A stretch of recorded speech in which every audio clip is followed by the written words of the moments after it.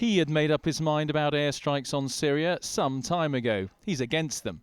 But tonight he's had to allow Labour MPs to vote against him. This morning, the Labour leader's official line hadn't changed. Mr Corbyn, will you allow your MPs a free vote? Actually very rude the way you behave. He was still opposed to airstrikes, and he would decide whether his MPs would have to obey.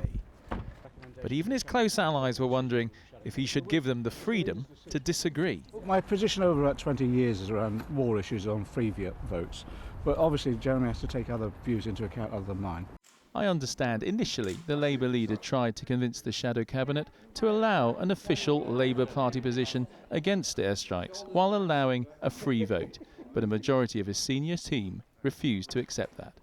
MPs who met in the shadow cabinet just over here had an extra bit of pressure on them. Jeremy Corbyn over the weekend organised a survey of party members, and sure enough, 3/4 of them came back and backed his position today. His opponents say that was all just a method to put more pressure on them.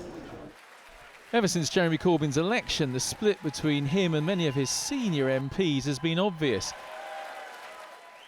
This newly elected Labour MP says this issue shouldn't be used to challenge the leader's authority. He's just been elected just a matter of weeks ago with a massive mandate. So I think that has to be respected. And, you know, possibly there's some people in our party who've never got over that and want to make mischief.